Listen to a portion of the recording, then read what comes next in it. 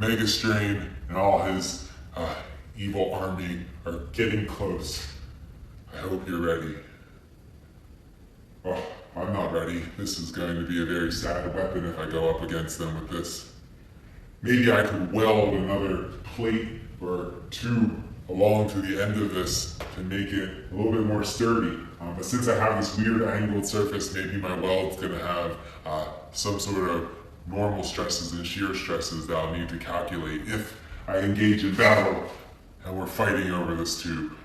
Go ahead, solve those stresses for me, and then we'll be ready to finish Megastrain once and for all.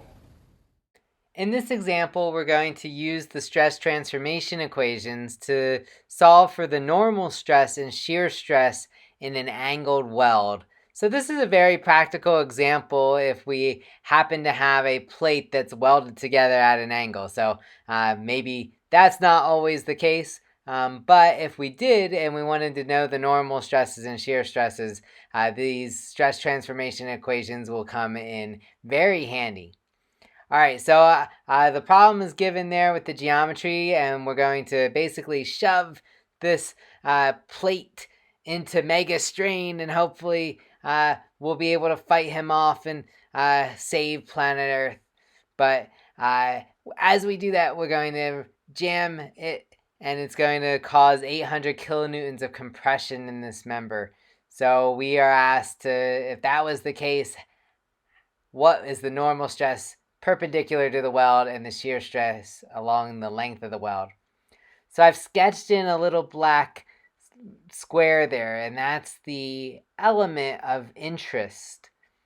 And I want to go ahead and now sketch the original element and the element of interest. So again, when we're talking about transformations, we have an initial geometry in which we know something about the problem. And then we have the geometry of interest that is rotated relative to our XY system. So I'm sketching in an X, Y, and Z axis just so we can, you can reference that coordinate system as we sketch these elements. So originally, if I just looked at a square in the XY plane, this is the state of stress acting on that point. Now I'm curious for the state of stress on some element that has been rotated counterclockwise 70 degrees so that it lines up with the weld. And so this is now the shaded block that I had sketched in the figure above. And then I can also draw in my X prime and Y prime axis. And I can see how my X prime axis is rotated 70 degrees counterclockwise from the X axis given.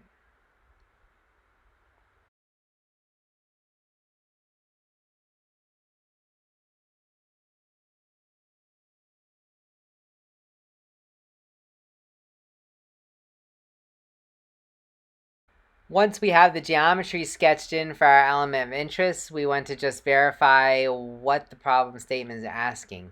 So we are concerned, and this is a very real concern in steel design, that the weld, the stress in the weld, the normal stress will be exceeded or the shear stress would be exceeded.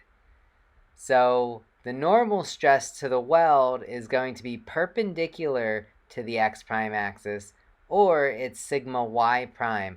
So again, we want to make sure we're using the sigma y prime stress transformation equation for this particular problem. And we can also use the tau x prime y prime to solve for the shear stress along the length of the weld. Now I return to my original element. What's going on in my original element? Well, I have a compression force of sigma x acting on the original element in the x direction. And that compression force is 800 kilonewtons, which is a negative 800,000 newtons. And then I have to divide that by the area because I need to put this in terms of stress.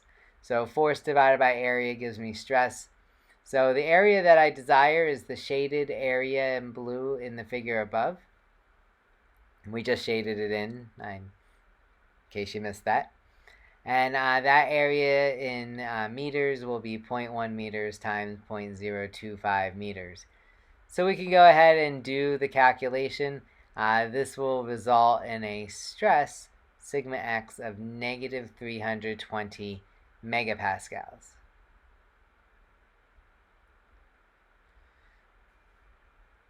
We then look at the stress in the y direction. Well, there is no original stress in the y direction, so sigma y is 0. And we have no information that indicates that there is a shear stress in the original problem statement, so our shear stress is 0. So now all we have to do is pretty much plug and chug through the equations, through our stress transformation equations to solve. So I've done the magic of copying and pasting the formula for sigma y prime in here. If you need to pause the video, go ahead. If you want to write this down or just review that equation. Now, everywhere I see sigma x, I'm plugging in a negative 320. For sigma y, I'm plugging in 0, and for tau xy, I'm plugging in 0. Again, just make sure you keep your signs. So you see in that second term, we have a negative 320, so that's going to be a positive number, right? But then cosine 140 is a negative number. The end result will be a negative value for stress. We find that the stress normal to the weld is 282.57 megapascals, negative indicating compression. We can do the same for shear stress parallel to the weld. So we come in and we use our equation for tau x prime y prime, and we substitute again for sigma x into this equation. I'll go ahead and jot it in place there.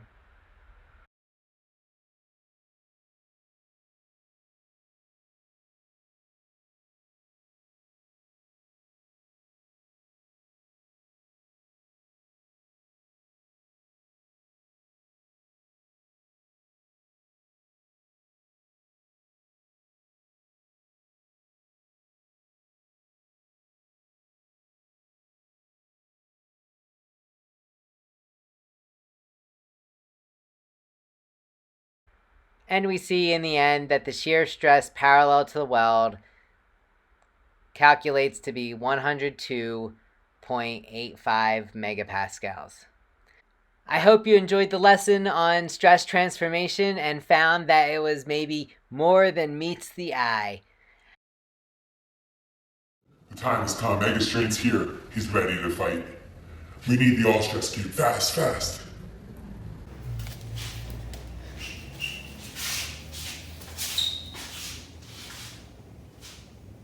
Oh no, he's right on top of us. What do we do? The all-stress cube.